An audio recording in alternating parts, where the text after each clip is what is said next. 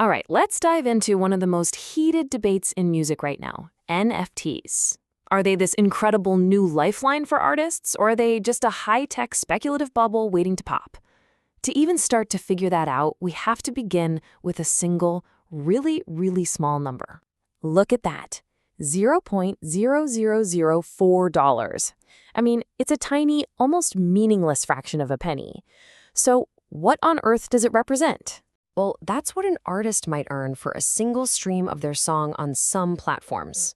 To put that in perspective, you'd need 1 million streams just to see a few $1,000s. And that reality has the entire music world asking a pretty big question. Is this really the best we can do?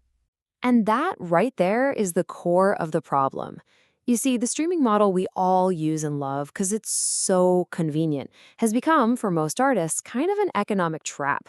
It's a system that values just massive volume over any kind of meaningful fan connection. Okay, let's really break this down. To make, say, $4,000, an artist needs about 1 million passive streams. 1 million!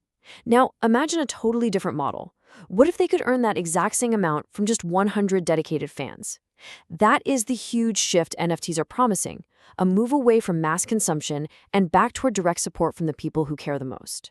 So this brings us to the world that music NFTs are trying to create. The tech here isn't just about selling a song file, it's about building a whole new system for ownership.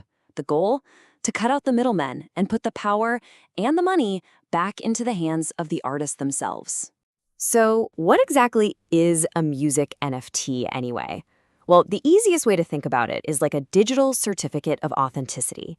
It's a unique token, locked on a blockchain, that proves you own the official version of a piece of music. And because it's on the blockchain, that ownership is totally transparent. Anyone can verify it anytime. And this analogy honestly hits the nail on the head. An NFT is basically a limited edition, first press vinyl for the digital age. The big difference, of course, is that the asset is a digital file. But those core ideas, scarcity, collectability, and provable ownership, they're exactly the same. And you know, creating one isn't some crazy, complex process reserved for tech wizards. An artist just picks a platform, like an OpenSea or Sound.xyz. They upload their music and artwork, set a price, and boom, list it for sale. The whole idea is to make it a direct channel from the creator straight to you, the fan. Okay, so that all sounds pretty good in theory, right? But how is this actually playing out in the real world? Well, it turns out everyone from massive stars to indie artists are already jumping in. And you know what? Some of them are seeing absolutely incredible success. And the numbers we're talking about here are genuinely staggering.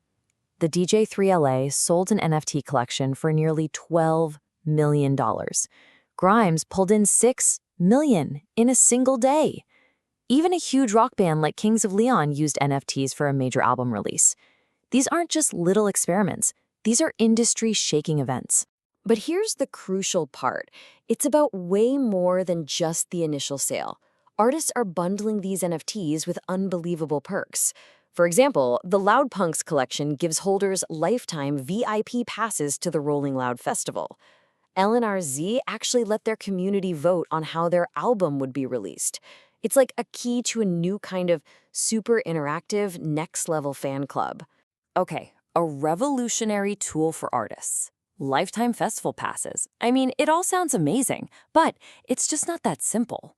Behind all that hype, there's a much more complicated reality with some very real risks and criticisms that we have to talk about. For starters, the legal side of things is a total minefield because pretty much anyone can mint an NFT from any digital file. Unauthorized copies are a huge problem.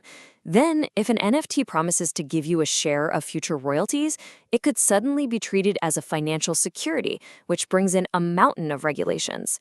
Plus, the anonymity of the blockchain makes it incredibly hard to track down people who are infringing on copyrights. And this quote right here, it really gets to the absolute heart of the skepticism. For a lot of critics, an NFT isn't true ownership at all. It's just a glorified digital receipt that points to a file somewhere online, and it doesn't actually grant you any of the copyrights you'd normally get when you own music. And that is a fundamental disconnect. And then, of course, there's the environmental debate. Early blockchains used a system called proof of work, which by design used a ton of energy. but the industry has been shifting in a big way.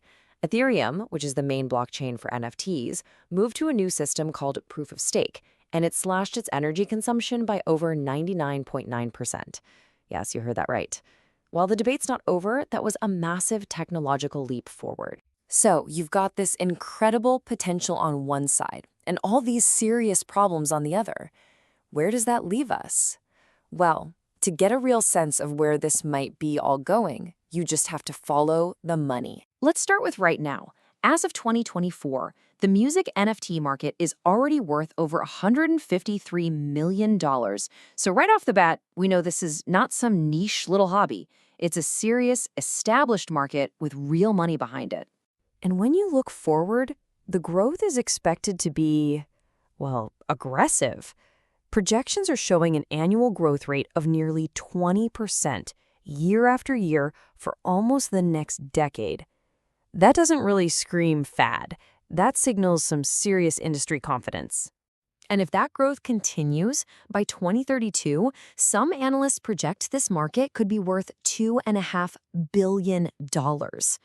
Now, whether you're a total skeptic or a true believer, that's a number that the global music industry simply can't afford to ignore. Which brings us right back to where we started.